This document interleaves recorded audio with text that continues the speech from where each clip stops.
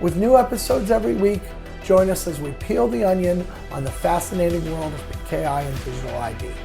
Hello and welcome to Root Causes, the PKI and Security podcast where a pair of industry veterans talk about all matters digital certificates and PKI. I'm Tim Callan, Chief Experience Officer at Sectigo, and I'm here with Jason Sirocco, Senior Fellow at Sectigo.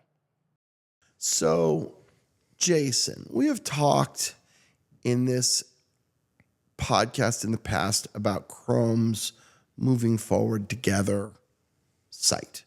Yes. Where they project their future intentions for the root program and the web PKI. And we've focused a lot on shortening certificate lifespans, but there's more going on. There's a great deal more going on than that. And one of the things that showed up in the October update of moving forward together was a pretty strong statement from Chrome about not using public certificates where the proper use case is private. Yeah. I think you have some thoughts on that. I definitely have some thoughts about it because I think there's some major implications. I have a few thoughts too, but let's go. Well, for sure. So, look, in Chrome, in that blog's terms, they trust 2,300 CA's certs. In other words, there's 2,300 certs in their root store. Okay. And only half of those issue TLS server certificates. Uh-huh.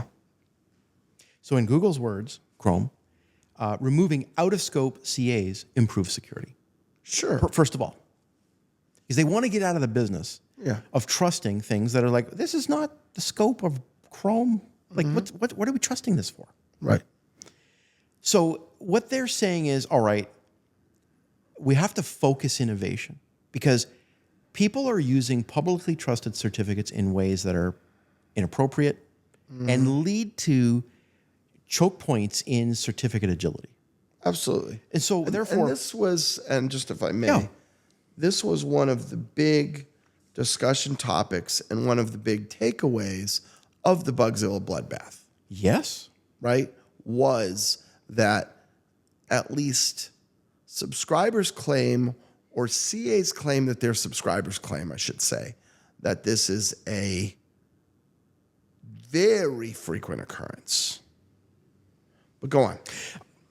So they want to be able to say, improve support for automation. I'll use my words, your words. Every certificate should be a managed certificate. Yeah. And if it can't be, chances are it's because it's a publicly trusted certificate being used inappropriately, which should be used in a private CA system. Yeah. Okay. Number two, anything having to do with certificate agility in terms of promoting innovation for that, because certificates that are being used inappropriately, by definition, have an agility problem. Yeah. Okay. We're just repeating ourselves here. And their words, not mine. There are a whole lot of lowest common denominator problems where you do not have any form of agility and we can't be dragged down by those use cases. Yep. And it should not dictate policy. So the decoupling of public and private PKI use cases is what Google is talking about here. So there's major implications. So Tim, let's just, I'm going to put away my notes and all I want to do on this podcast right now is talk about maybe a singular use case, which is common. A lot of people use publicly trusted TLS certificates in order to perform client authentication. That's where I thought you were going with it. Yeah, that's like a real obvious use case. Yeah, and so when we hear about things like shortening certificate lifespans, there are a lot of sysadmins and smart people who say, oh my God, I can't do that. Yeah. I've got non-agile use cases where I can't be flipping these certs every 6 days, 10 days, how am I going to do that? days. It's sitting on a laptop that's in the field, or worse, it's on a badge, right? What Google's saying is... Yeah, it was like, you shouldn't be using public certs for that. Client authentication is not what publicly trusted certificates are for. Right. You know what you should be using? A private CA. Right. And you know what? I know why you're not using a private CA. Because it's way easier to get your certificates from a publicly trusted CA. Yeah. setting up a private CA back in the day was expensive, risky, required a lot of professional services, and the costs of getting it wrong were catastrophic. Yeah. Guess what? Things are different. Yeah. I'll even add in things Well, such so let's talk about that. So you have said on many occasions, don't roll your own crypto. don't roll your own crypto. Right, because you're going to get it wrong. You're going to fail. This is a very high stakes area. And I think a lot of the reason people do this is they want to take your advice to heart and not roll their own crypto.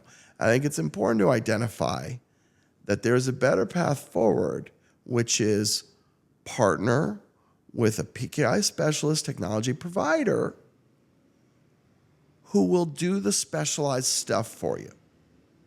Correct. And that wasn't really such a viable idea in making up a day here, 2009, but it is today.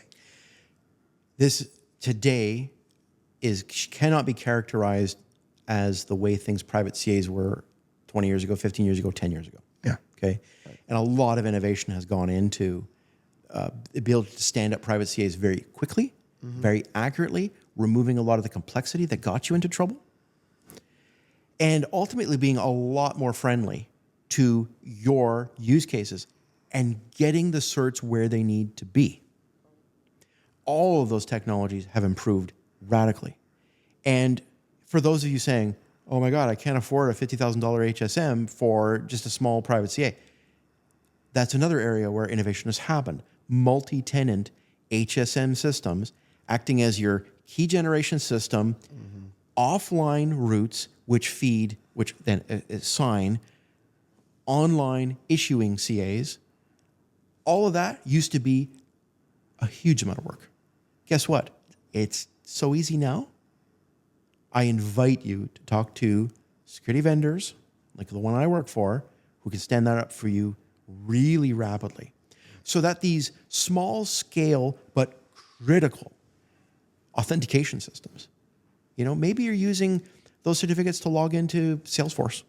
You could use these certs for just about anything for authentication. But what Google is telling you is you're going to have to go private. Right. And I think, yes, absolutely. And part of that message from Chrome is to say, listen, this objection is not going to prevent the reduction of certificate lifespans. Shortened certificate lifespans are going to happen. Right. And I'll go further. If there's revocation needed for key compromise, misissuance, you name it, if you're using those certificates for client authentication and your argument is, I can't revoke that cert because I can't get access to that cert, that is no longer an excuse. Yep. That's what Google's telling you. Yep. So what I'm offering is, if you feel like your back's up against the wall and the CA vendor community hasn't come up with something, I can tell you that I work for a CA vendor that has innovated. Have something. Yes. Yeah. I don't accept that. Like, if you're of the belief that there are not solutions in the market to help you with this problem, that is a false belief.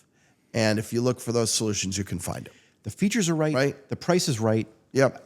That's as far as I'm going to go in terms of the sales shield. Yeah. But I think it's an important part of the message in that if you feel like it doesn't exist, it does exist. Yeah. And I think that Google has shot the initial pistol shot to sound the warning. Folks, a lot more private CA usage in the future is going to be absolutely necessary. Don't go crying to your old MSCA that's 15 years old and will not survive post-quantum. Yep. Use something modern, and it exists. Great. That's part one. You're going to hear a lot more about this. I think, we need to return to this in deep dive. I think this is a good size to introduce the topic today. You got it, Tim. All right. Thanks, Jay. Thank you. This has been Root Causes.